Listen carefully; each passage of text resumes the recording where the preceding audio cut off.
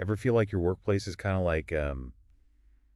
like your computer after you haven't turned it off in a year? Oh, yeah. It's making weird noises, it's running slow. Yeah. It just needs like a hard reset. Definitely. That's kind of what management consulting feels like to me sometimes.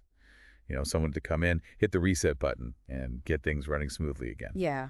So you wanted to know more about management consulting. We're taking a deep dive into a recent article simply titled Management Consulting to really demystify this whole world. It is interesting there, right? How it's like shrouded in mystery, this idea of management consulting. I get consulting, I get management, but together, what does that even mean? Right. Luckily, this article breaks it all down for us. Yeah. And I think what's so interesting is sometimes the biggest problem facing a company is not like a lack of resources or expertise. Hmm. It's really just a lack of awareness about like their own internal roadblocks. Ooh, totally. And that's where I think that outside perspective can be so valuable. Yeah, it's so true. It's like when you try to edit your own essay, right? Right. You're so in the weeds you miss the most obvious things. Mm-hmm. And sometimes you just need a fresh set of eyes.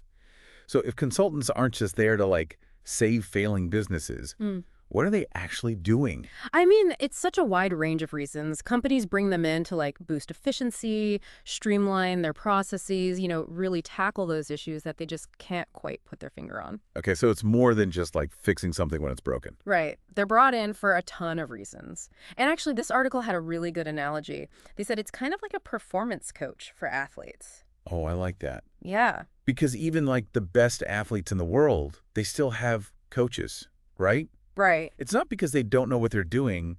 It's because they need that guidance to get to that next level. Exactly. And it's the same kind of thing with companies. Even if they're doing well, they can still improve. Totally. Yeah. And so then that makes me think about why do companies hire consultants in the first place?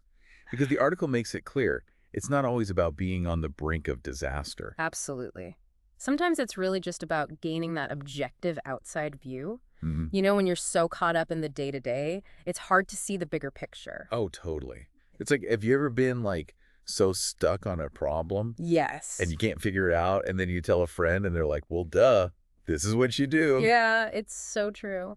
And I think it's that same principle at play with businesses. They get so used to doing things a certain way that they don't even realize there might be a better way. So it's about bringing in that fresh perspective. Mm-hmm. And the article even compared it to going to the doctor. Right. Sometimes it's easier to hear a tough diagnosis from someone who isn't emotionally invested in your everyday life. Mm-hmm. And speaking of tough realities, the article also brought up this idea of the cost of inefficient management. Oh, absolutely. And that's something a lot of companies don't even think about. They might hesitate to bring in a consultant because of the upfront cost. Yeah. But what they don't realize is that those outdated processes, that poor communication, all of that, is actually costing them money in the long run. It's like that saying, penny wise and pound foolish. Exactly. So you've realized you need help. You're like, okay, we need to bring in a consultant. How do you find the right one? Because the article makes it clear that not all consultants are created equal. Absolutely. And that's where doing your research is so important. Okay, so let's break it down. What should we be looking for? Yeah. All right, so we're on the hunt for the perfect consultant. Yeah. We need to find someone with the right expertise, but also someone who vibes with our company culture. Totally. It's like finding that missing puzzle piece. Yes, And exactly. the article actually lays out these 3 key criteria to look for: industry knowledge, a proven track record, and then that ability to tailor their approach to the company. Okay, so first up, industry knowledge.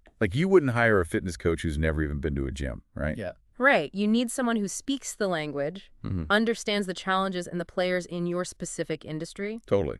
A tech consultant wouldn't be much help to a fashion company unless they had some serious experience in both. Exactly. And it's not just about a general understanding either. Right. They need to have that deep knowledge of the specifics.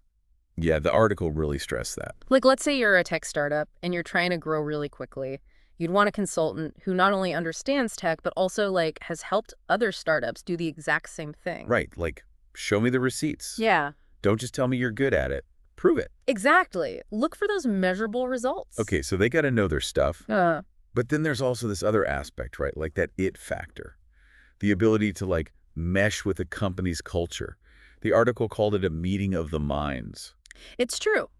You can have all the expertise in the world, Hmm. but if you can't communicate, your ideas in a way that resonates with the company, it's not going to work. It's like they're speaking different languages almost. Yeah. So how do you make sure everyone's on the same page then? Communication is key. Of course. From the very beginning, like those initial meetings Mm-hmm. to regular check-ins, both the company and the consultant need to feel heard and understood. Yeah, it's like any relationship, right? Communication is key. Exactly. And that's actually where those like light bulb moments happen, Oh, yeah. when both sides are open to new ideas and challenging each other. Because sometimes the best solution is something you would have never thought of on your own. Okay, so this is where I thought the article got really interesting. It's not enough to just like hire a brilliant consultant and then just kick back and relax, right? No, definitely not. Like the company actually has to put in work too. It's true. It's like that saying, you can lead a horse to water, but you can't make it drink.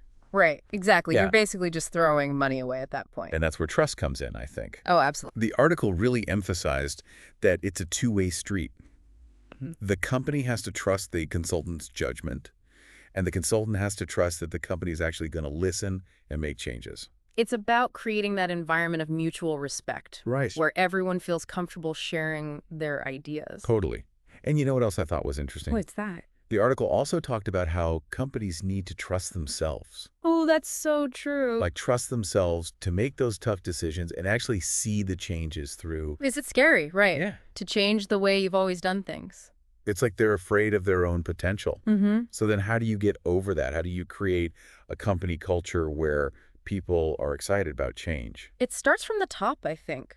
When leaders are open to new ideas, it trickles down to everyone else. It's about creating that environment of like, okay, we're going to try new things.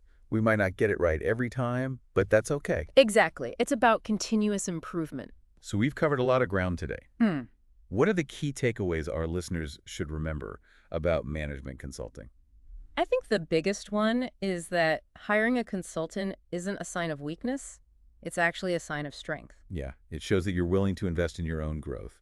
And it's not a quick fix. Right. It takes work and dedication from both sides. And it all comes back to trust, communication, and being open to new ideas.